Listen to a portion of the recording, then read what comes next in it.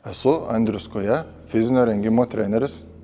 Dirbu būtent treneriu, todėl kad 10 metų jau esu paralimpinės rinktinės narys ir kelis metus sportavus, pradėjus profesionaliai, atsirado noras padėti ir kitiems negalią turintiems žmonėms sportuoti ir siekti tikslų.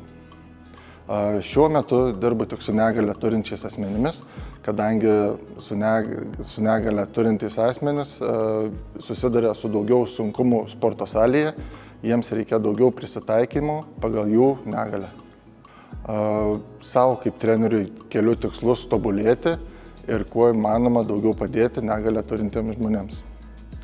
O sportininkams, kuriuos treniruoju, labai tikiuosi, kad jie bus atkaklūs, motyvuoti ir stengsis lipti per save. Sportas asmenims su negalia yra tiesiog būtinas, nes kiekvieną dieną susiduriant su savo negalia ir nieko apie tai nedarant, tai tiesiog trukdo gyvenimo kokybei. Tad linkiu visiems susikaupti ir įdėti pastangų, kad ateityje būtų tik lengviau.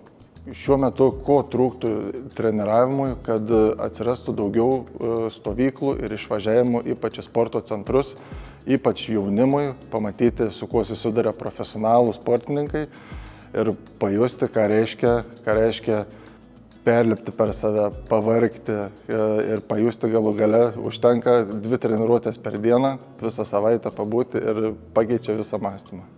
Mano nuomonė, ko trūktų įsitraukti daugiau vaikų į neįgaliųjų sportą, tai iš tikrųjų daugiau mokymų, daugiau informacijos tiek televizijoje, tiek internetiniuose puslapiuose. Tai iš tikrųjų nėra taip sunku gauti tos informacijos. Visi socialiniai tinklai tiek Facebook'e, tiek Instagram'e yra.